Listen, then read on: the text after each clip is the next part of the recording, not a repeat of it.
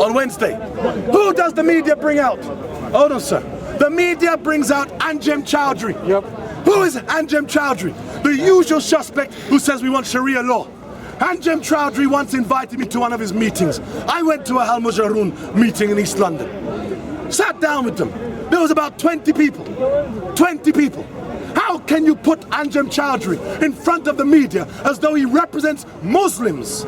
You take the most extreme point of view. You put it in the media where he says, oh, we want Sharia courts in England. We want to turn Buckingham Palace into a Sharia court. With such incendiary language, of course you're going to get English people who are angry and frustrated. Sorry, sir? What, did you say I must go home? Sir, I'm going home to Brixton later. I'm going home to Brixton. Sir, when you, sir, why am I here? Sir, I was happy. You asked me why I'm here. I was happy at home in my own country in Africa, swinging from tree to tree, speaking the Ooga Booga language. A white man came to me in Africa and he promised me a world cruise where I will not have to work long hours. And my mother, my friend, when we were in Africa in the trees, we saw the white man below us stealing all our resources. My mother said to me one day, let us go back to England and get it back. We arrived at England, Heathrow Airport. The immigration officer said to my mother, how long are you here for? She said, as long as my gold, diamonds, uranium, titanium, cobalt, oil, copper, iron, lead, silver, rice, coffee, cocoa, tea is here, I am here. He stamped permanent resident of the United Kingdom in her passport. My friend, when you Europeans arrived in Africa, I am 40 years old. You spent 400 years in Africa. I've got 360 years left in this country. And if you don't like it, you can fuck off. My friend, look around you. Look around you. We have taken over. Hands up if you're English here. 1, 2, 3. How does it feel to be a minority in your own country? I'm asking you, if you know what is good for us, why don't you go to your country and make it good for yourself? Why don't we go to our country and make it good? Yeah. My friend, we are here because our gold is here. No, you are here. If you don't want me here, you are here okay, because you get a better deal here than you get in your own country. Let me make an appeal. You have the guts to be a man and go to your own country and make it better. I make an appeal to all my brothers and sisters from African Asia. I say, let us pack up now and let us go back home now. But when we go home, let us take with us our gold, uranium, titanium, copper, oil, copper, iron, lead, silver, rice, coffee, cocoa, tea. All you have left in England is fish and chips and Kellogg's cornflakes. If we leave, you have nothing. Take it. If we leave, you have nothing.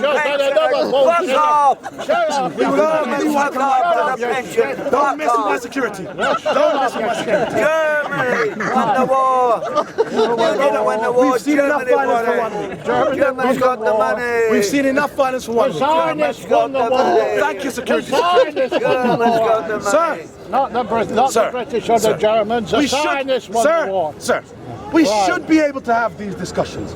And discussion? Yes, you don't want to discuss, you want to dictate. Sir, you make a very valid point in some ways. Right. You say, well, if you don't like it, why don't you go back home? I think that is a very legitimate question to many people who gripe every day, who want to commit acts of terror in this country. If you really feel so strongly about what's going on, why don't you go back home? Well, it's the international finances. Good question. Sir, I'm now on your side and still you're shouting me down. It's the international you don't even know what you want.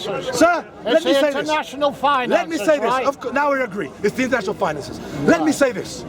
If I were white, working class, living on a poor housing estate somewhere in Britain, and I saw an influx of immigrants from Pakistan, Africa, the Caribbean, and I was concerned about employment issues for my son, for my children. If I were concerned about where my children will be rehoused in social housing. If I were white and working class, I too would have prejudices. I too would say, isn't there enough immigration? It's natural. I sympathize with people who have that point of view, because here in Britain they do not open up the debate and the dialogue to have these types of discussions and debates. No, they call you a racist as soon as they say that. They call you a racist as soon as you say that. Yeah, as soon as you say. That's why people like Nick Griffin. That's why people like Nick Griffin and the BNP gained 1 million votes in the last elections, because there is a class.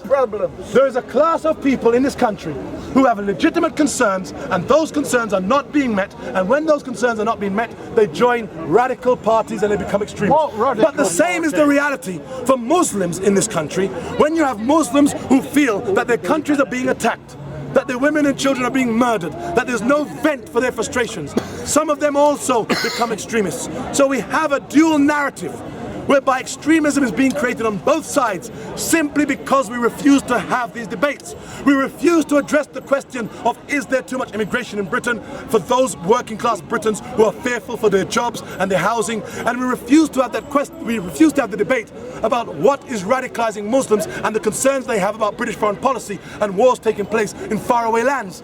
These are the real issues, sir. So I applaud you for bringing it to the table in such an honest way. I'm not against you. I'm on your side. I'm going to marry your daughter and become part of the... It's not British. And fuck your daughter also. Okay, Father. If you want to speak in that personal manner, fuck your daughter. Okay, Daddy. Right, I'll say that.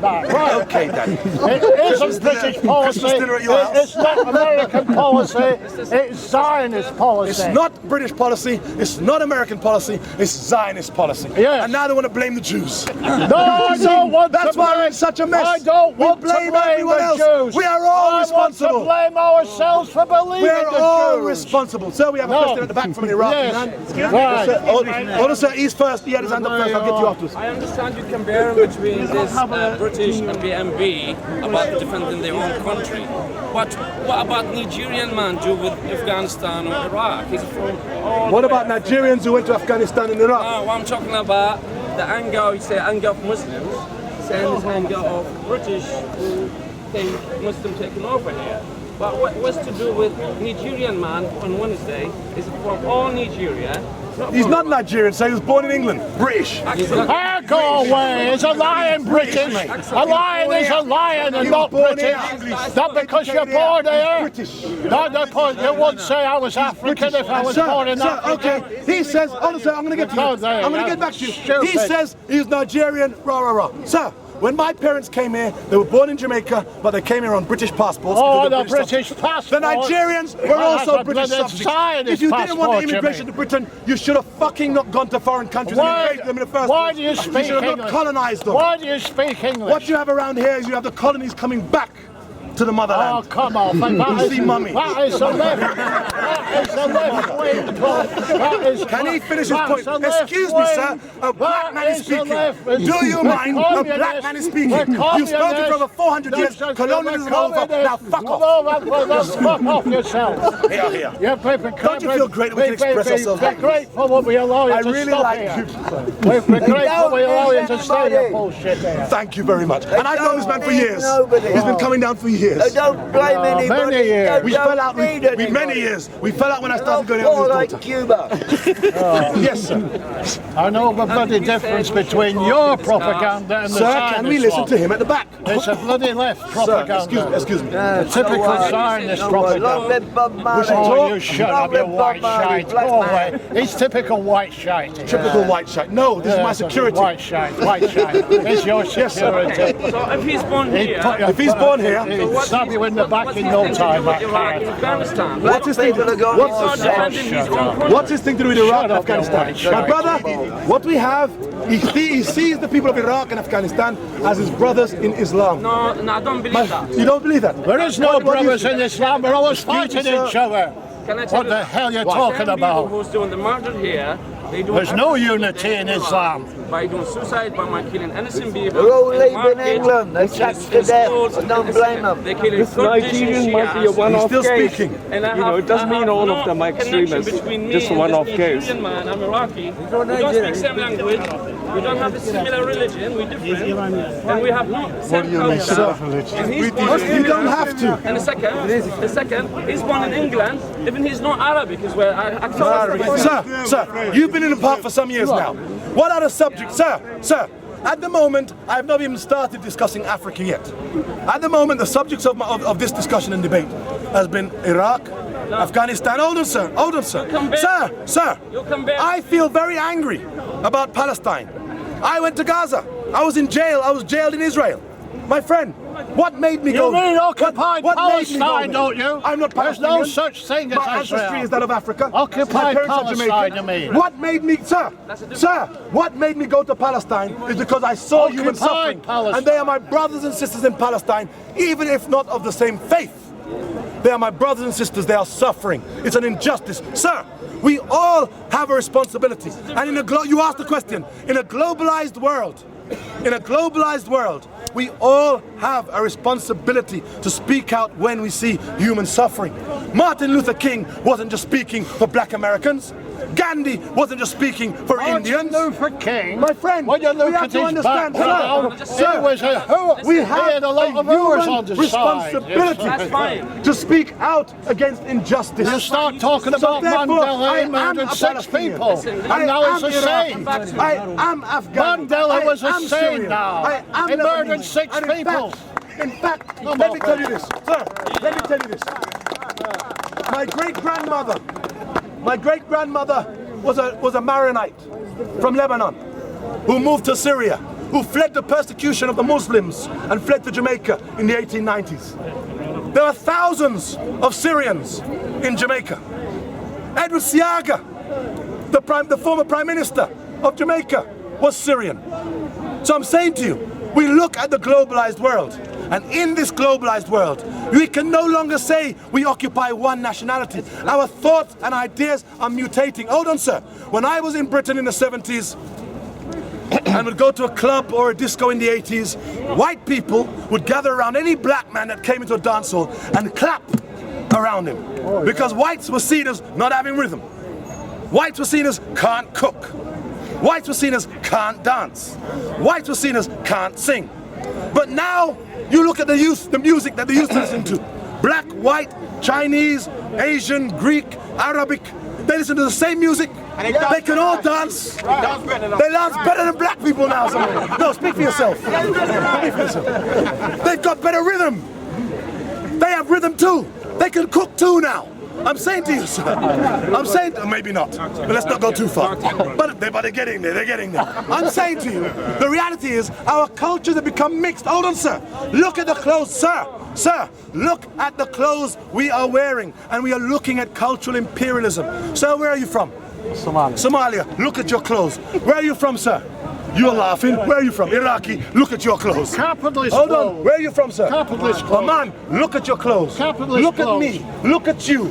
Sir, this is imperialism. We have become globalized. Our languages are becoming the same. The things we like are becoming the same. Globalized cheap labor. That's what you mean. mean. Sir, In we have Pakistan, concerns. all those people who died in that factory, Excuse me, sir, an intelligent sell man it to the capitalists here. We've got good capitalists. Come closer. I think we're taking care. That's fine. We all connected to each other. We have responsibility for each other. But look at this what happened. The guy claimed they're doing this because the foreign policy doing his own country. So he's Iraqi, not his own country. Sir, 1 minute. that's your interpretation. That's your subjective interpretation. Let me finish. Some people think that because he was born in England, he's not even British. We have seen that racist narrative come out. He was born here, but some racists still say he's not British. So when you say our lands, Listen. No, Well, of course you're not British. Why do you insult your forefathers? Your forefathers would be ashamed of you calling yourself British. excuse me, do you mind? No, I An do immigrant mind. is speaking. When you insult your forefathers and call yourself British, We'll get back to you. I think it's terrible. He did not You belong. should be proud of your He attended forefathers. meetings of Al And Mujarroom. whether you're Syrian or He did not Chinese belong or to. He was not a whatever. member. Be He very attended proud meetings of Al and don't Mujarroom. insult I'm just your correcting you. forefathers by calling yourself British. They have been in Iraq. Right. Of course. Similar to those people claiming they are coming from everywhere to help Iraqi people to kill and listen. Why have you isolated it to Iraq? Huh? Why have you isolated it to Iraq? No, because what you said earlier, you compare between BNP, the British National Party, Yes. they defended their own England, and you said all Muslims defended their own country. I'm on to say, No, sir, you've misinterpreted it. This guy is not from Iraq, so he's not defending his own country. Why are you just isolating He's Iraq? Ill, he's a man. Why are you isolating Iraq? Sir, we're talking. Sir, the argument has been about British foreign policy and Western foreign policy. Now you might talk about Iraq, but others may talk about Somalia. This is not Others a may talk about British Yemen. government. Others This is may talk not a about British Afghanistan. country. This is a Zionist Sir, colony. sir, This is not a recently, British colony. sir, let me ask you a This is a question. Zionist of which colony, this. Africans have not even entered the debate. That's all you want. America has recently ratified. They've got AFRICOM. They've had AFRICOM in Africa. AFRICOM means African Command, whereby America is building military bases across Africa. They have 35 military bases across Africa, whereby the African Union and members of the African Union, many of them are opposed to an American military presence on the continent. Now, sir, where do we hear this debate? Do we have to wait until some African cuts off a soldier's head before we begin to discuss what the American presence is, or what the British or the French presence is in Africa? Sir, in Ivory Coast in 2004, the French bombed the Ivory Coast Air Force, wiped it out. In 2011, the French invaded the Ivory Coast and overthrew President Gbagbo and put in place Ouattara. In Mali, the French have just bought drones from America to use in Mali. Are we really talking about Europe's presence in Africa, about Western imperialism and colonialism, the rebirth, the scramble for Africa, and why it's happening? Why are Americans putting military bases across Africa? Why are murdering Christian Muslims? Why are Europeans scrambling for Africa again? Why are Muslim There's Nigerians a scramble for Africa. Christian Nigerians? There's a scramble for Africa because they can't tolerate each other. The Chinese are moving through Africa and Asia and the rest of the world. Remember this, around 8-9 years ago, when they did their studies on OPEC and oil, they said that the OPEC said there is enough oil to last the world for 35 years. Sorry, for 70 years. The Western experts said there's enough oil for 35 years. What we have seen over the years is China industrializing. They are building big cities of where no one's living there yet. They have great and grand aspirations and ambitions. Not just China, but India, but Brazil. So we have all of these so-called developing countries now joining the melee, now taxing the world's resources. And so what we have is a new scramble around the world to secure and guarantee the resources of the world, to make sure that Europeans and Western countries can get that supply. Why do you think the West went to Iraq? To guarantee the supplies. Why do you think they went to Libya? Because Libya has the largest known and proven oil reserves in Africa. So it's not just about oil, because China doesn't just want oil. China needs everything.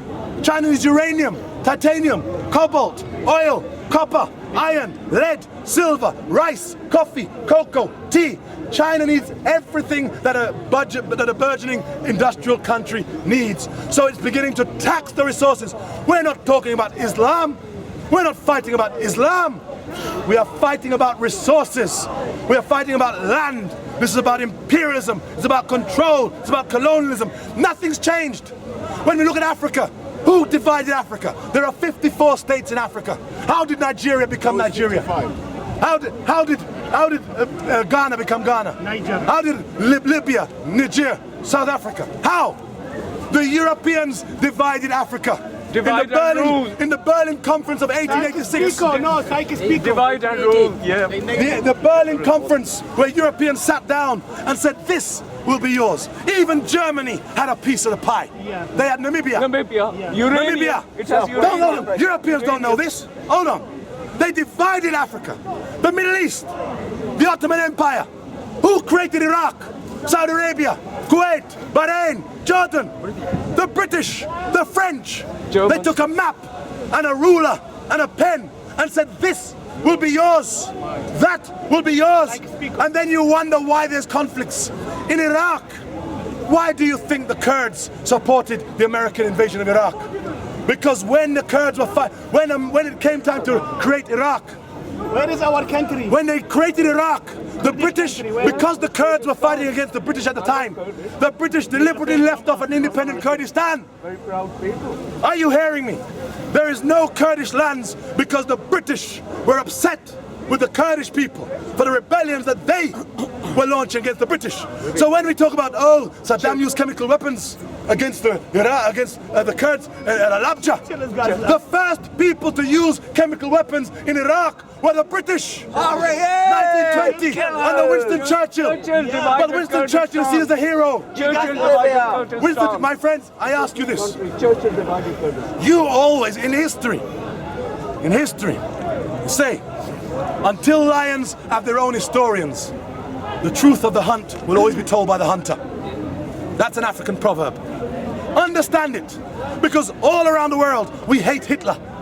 Oh, Hitler was a wicked man, an evil man. What do you think about Hitler, sir? Was he wicked? Why? Because he killed the Jews. He killed 6 million Jews. He killed the Jews. My friend, Hitler is not the world's most evil man because he killed 6 million Jews. People were killing Jews all over the place. The Russians were killing Jews. The Ukrainians were killing Jews. Pogroms. The Poles were killing Russian Jews. pogroms. The Spain were killing Jews. The British knew about the murders of the Jewish people. It was known. Everyone was killing Jews. They didn't. Hitler's not the wickedest man because he killed Jews. Hitler is known as one of the world's most evil men because he killed 6 million white people. If Hitler killed non-white people, he'd be all right. What was Hitler's problem? If it was wrong for Hitler to invade France, it was wrong for the British to invade Africa. If it was wrong for Hitler to invade Russia, it was wrong for the British to invade Asia. If it was wrong for Hitler to invade Poland, it was wrong for the British to invade the Middle East. But we never look at it like that. In India, in 1890, 10 million Indians died as a result of a famine created by the British. 10 million! In the Congo, under King Leopold, 10 million died in the Congo under King Leopold of Belgium. But you never relate that history of Europe, of Britain. Evil. The British were so arrogant. They said the sun would never set on the British Empire. Well, let's look at the tyranny of the British. Hitler failed in his attempted genocide of the Jewish people. But the British succeeded where Hitler failed.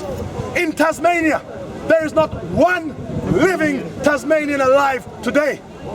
Every one of them was killed by the British in a genocide. But we never discussed that in history. We never discussed the role of the Aborigines to this very day. It's not debatable. It's not even there. The term concentration camp, hold on sir, concentration camp, whereby we say, oh, Hitler had concentration camps. The very idea, the very notion, the conception of concentration camps was devised by the British. Yes, it is. By Lord Baden-Powell. Yes, right. In South Africa. Whereby he said the idea was to concentrate the civilian population to stop food and supplies from getting to the Boers. They killed thousands. Do we learn this history? Do we hate the British? Do we call the British evil? Hitler's empire was nothing compared to the British Empire. Nothing. Nothing. Native Americans. But there's one, the Native Americans, we could go way back. The good thing I will say about the British are experts at imperialism. They're experts at colonialism. When they come to your house to invade your land, they don't come with guns. The Americans are brash, brutal, violent, aggressive, dumb. British foreign policy is written by James Bond. American foreign policy is written by Rambo. Fundamental difference.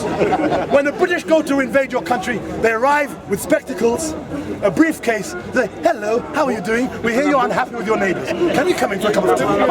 They come in, sit down. After 200 years, you fucking realize, fuck, I've been colonized. You don't have a clue. Fill in this form. Just fill in this form. But the Americans, they kick off your door.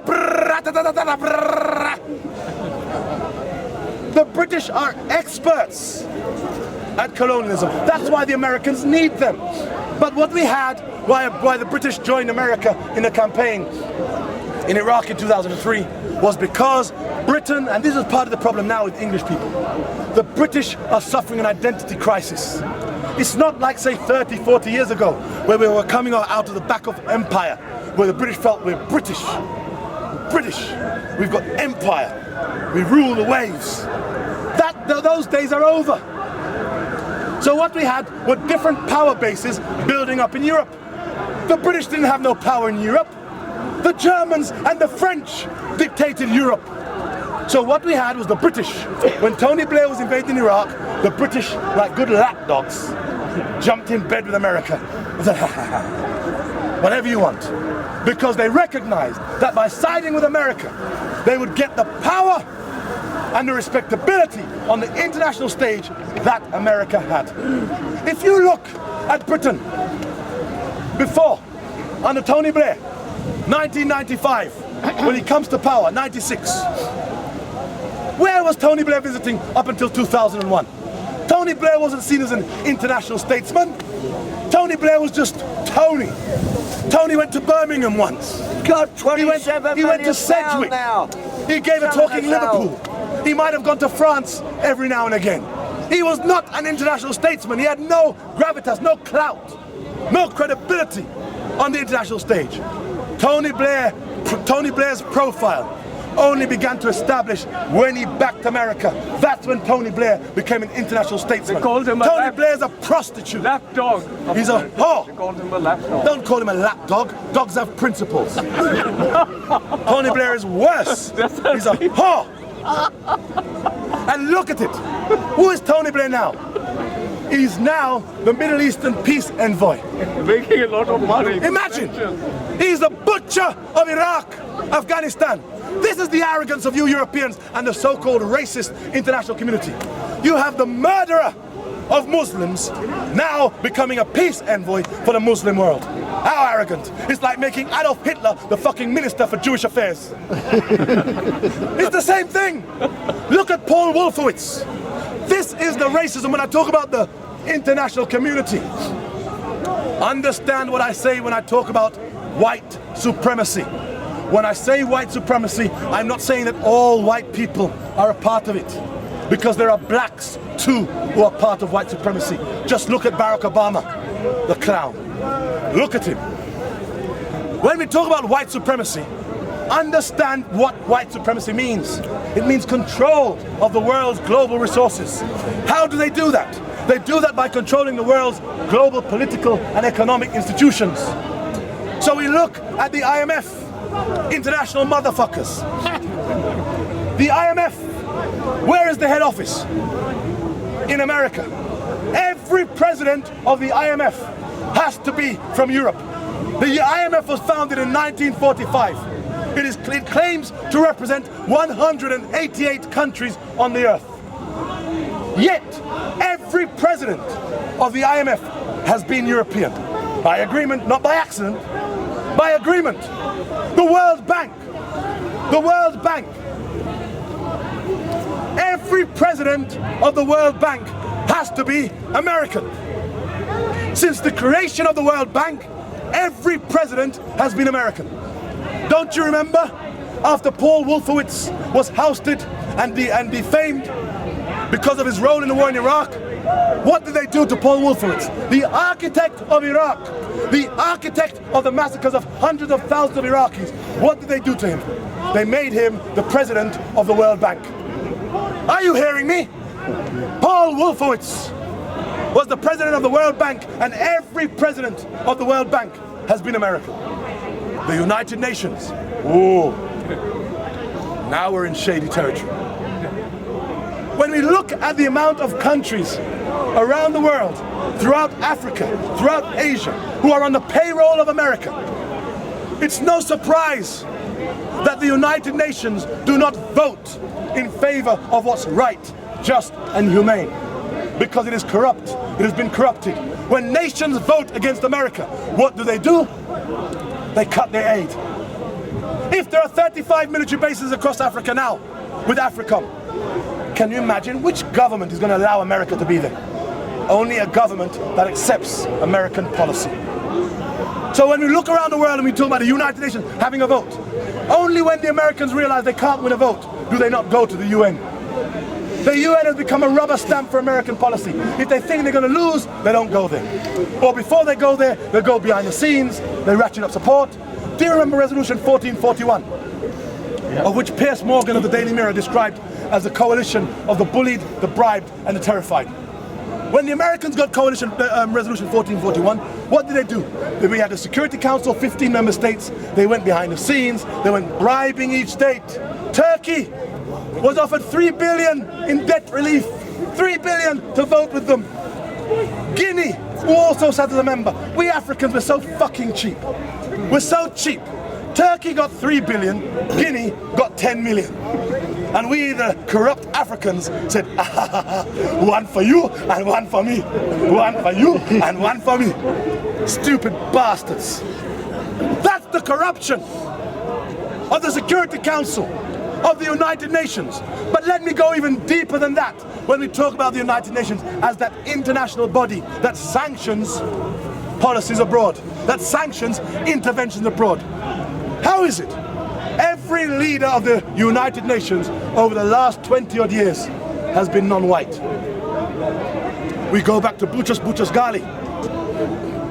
We go back to that chicken bone witch doctor Kofi Annan. We go back to Ban Ki-moon. I mentioned Boutros Ghali of Egypt. Over the last 20 odd years, all of them have been black or non-white. Why is that? Because of the psychology of those who manipulate public opinion. They create the illusion that it's a non-white person. Why? What gravitas, what credibility, what kudos does a non-white person have? Because black people, non-white people, are seen to have been colonized and have suffered so much that we're always supposed to side with humanity. We're always supposed to side with what's right against oppression.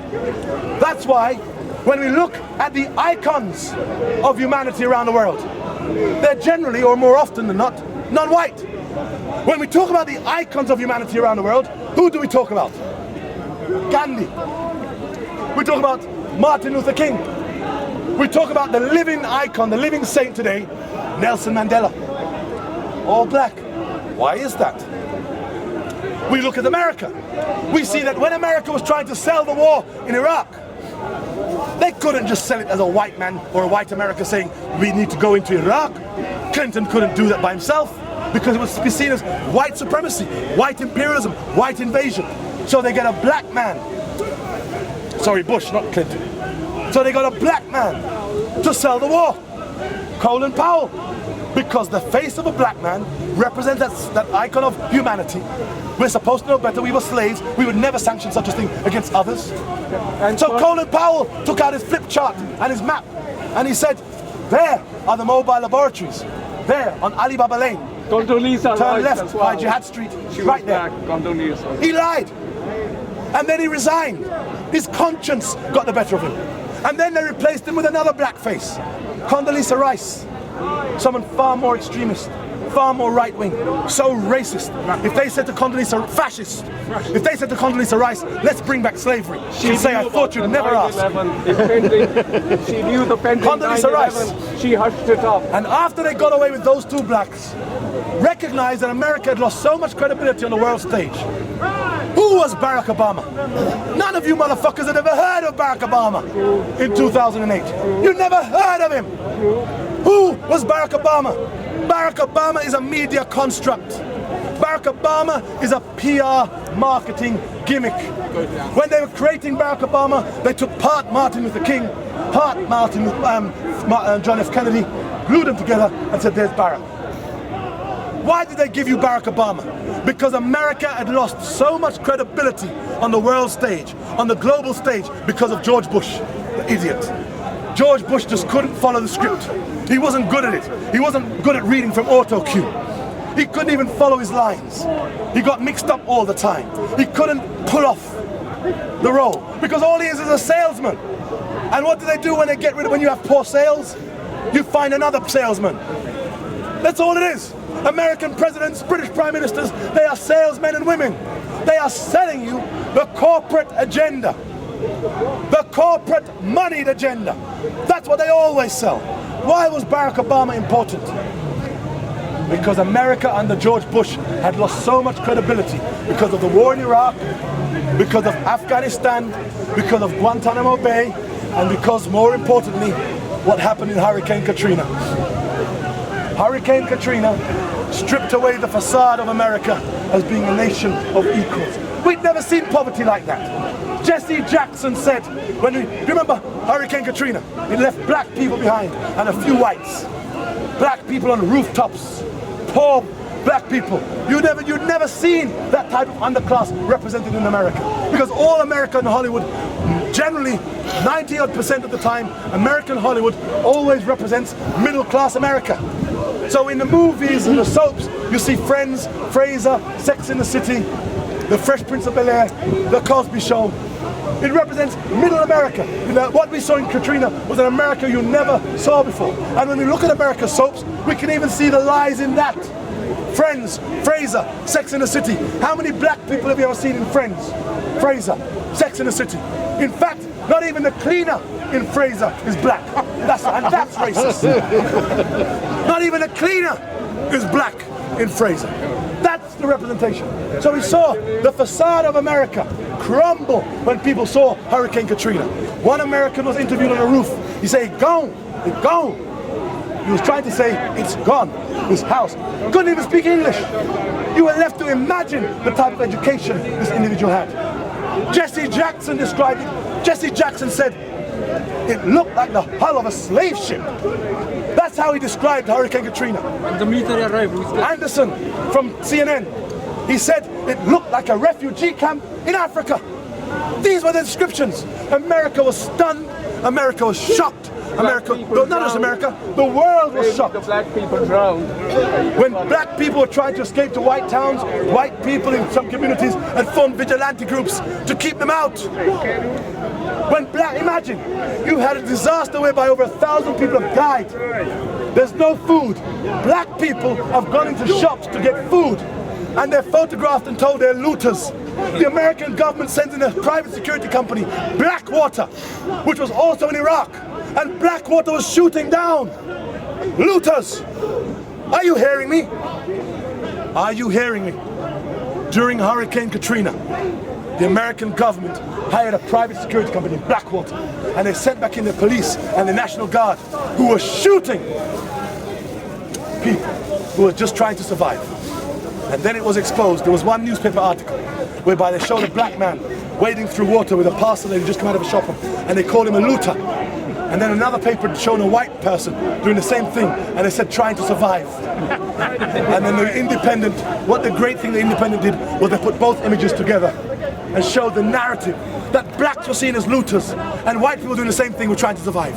The racism of America was laid bare. The underclass of America was laid bare. So when we had all of this happening, Hurricane Katrina, Guantanamo Bay, Iraq, Afghanistan, people saying bring our troops home, people saying 9/11 was a conspiracy, perhaps the government did it. The Americans were under so much international pressure abroad, America had lost its international credibility. The world lost respect for America. So America, the puppet masters, the PR marketing magnates said, what can we do to get voters to vote again?